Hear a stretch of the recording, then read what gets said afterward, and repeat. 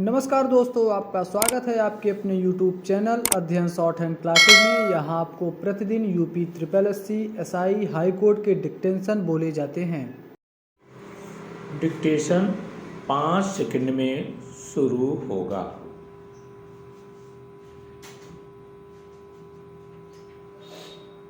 Start. Iran पर हमले के बाद बाधित समुद्री मार्ग हॉर्मुज को ऊर्जा आपूर्ति के लिए सुरक्षित बनाने के लिए अमेरिकी राष्ट्रपति ने मित्र राष्ट्रों समेत अन्य देशों से वहां अपनी नौसेनाएं भेजने का जो आग्रह किया था, उस पर इन देशों की अनिच्छा भरी प्रतिक्रिया यही बताती है कि ट्रंप अलग थलग पड़ते जा रहे हैं। जहां जापान और ऑस्ट्रेलिया ने हॉर्मुज जलमार्ग की सुरक्षा के लिए आगे आने में अनिच्छा प्रकट की, वहीं दक्षिण कोरिया ने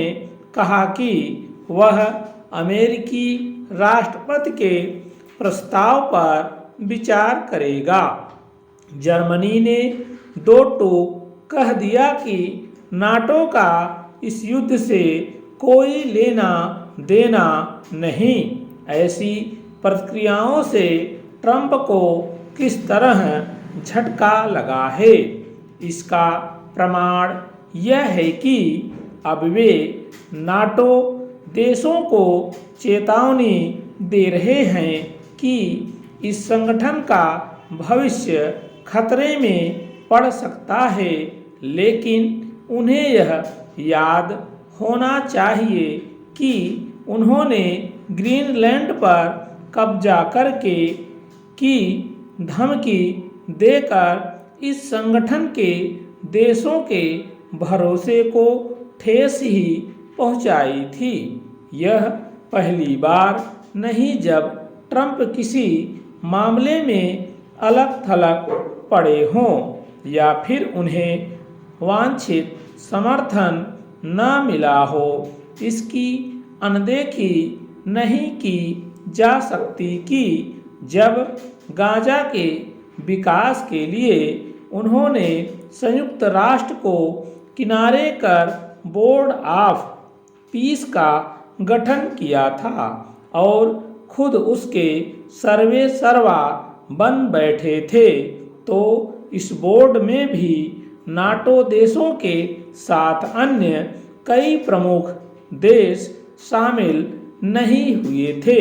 यह अब किसी से छिपा नहीं कि अमेरिका के मित्र देश भी ट्रंप के रवैये से आजिज आ चुके हैं और वे उनकी मनमानी के समक्ष झुकने के लिए तैयार नहीं। इसके लिए ट्रंप अपने अलावा अन्य किसी को दोष नहीं दे सकते। उन्होंने अपनी टैरिफ नीति से दुनिया को तंग ही किया है। सबसे अधिक तंग तो उन्होंने सहयोगी देशों को किया है। ट्रंप किस तरह मनमानी करते हैं, इसका उदाहरण अमेरिकी सेनाओं की ओर से वेनेजुएला पर हमला करना भी रहा। वेनेजुएला में अपनी कठपुतली सरकार बनाने के बाद उन्होंने इजराइल के साथ मिलकर ईरान पर हमला बोल दिया। लगता है वे यह भूल गए कि ईरान वेनेजुएला नहीं है। ट्रंप भले ही बार बार दोहरा रहे हों कि ईरान ने हार मान ली है, लेकिन सच यह है कि वह इजराइल के साथ खाड़ी देशों में उसके ठिकानों को निशाना बनाने में लगा हुआ है।